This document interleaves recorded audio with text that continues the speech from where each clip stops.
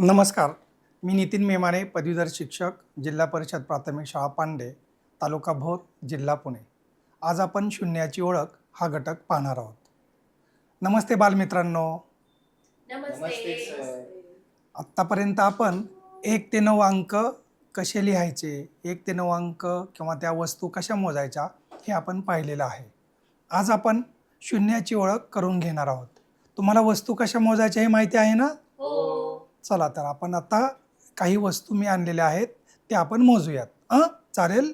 हो. ओके. माझ्याकडे काही पेन्सिल आहेत. या पेन्सिल आपण मोजूयात. माझ्यासोबत तुम्हीही मोजू शकता. तर आपण सगळ्यांनी मिळून एकत्र मोजूया. 1 2 3 4 5 6 7 8 9. किती वस्तू आहेत या? 9. तर 9 वस्तू आहेत. किती आहेत? 9. या 9 वस्तू आहेत आणि 9 असे लिहितात आणि अक्षरामध्ये हे जे 9 आहेत ते असे लिहितात. सगळ्यांना दिसतंय? हो. तर आपण हे 9 आत्ता आपण पाहिले आणि 9 वस्तू आपण मोजल्या. आता आपण या 9 मधून एक वस्तू कमी करूयात. आता कमी केल्यानंतर किती आहेत ते आपण पुन्हा एकदा मोजूयात. किती होत आहेत पाहूया.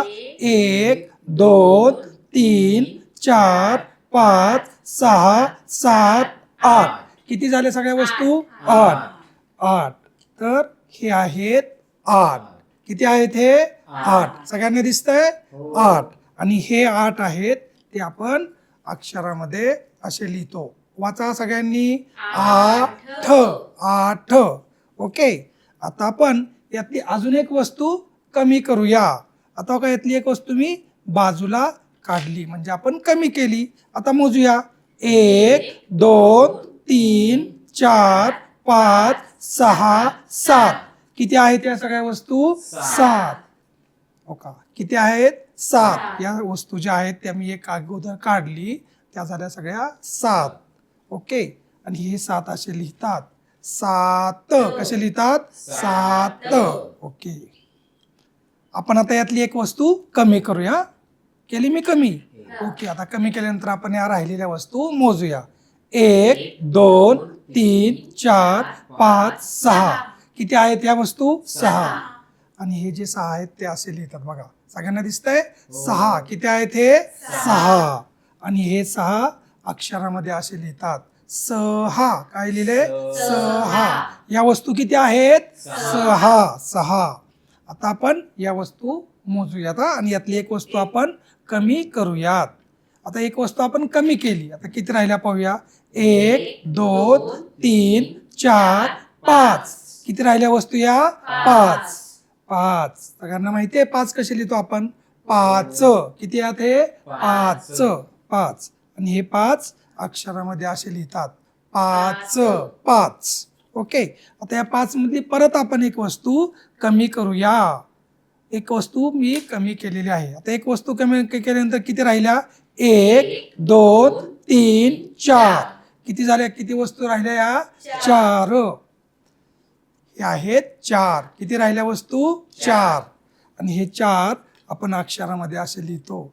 4. आता या 4 मधली परत एक वस्तू आपण कमी करूया. एक वस्तू मी आता कमी केलेली आहे. किती राहिल्या? 1 2 3. किती राहिल्या? 3. हे आहेत 3. आपण 3 असे लिहितो आणि अक्षरामध्ये ते आपण असे लिहितो. 3. आता आपण 3 मधली पुन्हा एक वस्तू कमी करूयात. आता मोजूया आपण. 1 2. किती राहिल्या वस्तू? 2. आणि हे 2 आपण अक्षरामध्ये आपण असे लिहितो. 2. आता आपण या 2 मधली परत एक वस्तू कमी करूया. एक वस्तू आपण कमी केली. आता किती राहिल्या वस्तू? 1. किती वस्तू राहिली? 1. आता हे 1 तुम्हाला माहिती आहे कसे लिहायचे? 1. किती आहेत हे?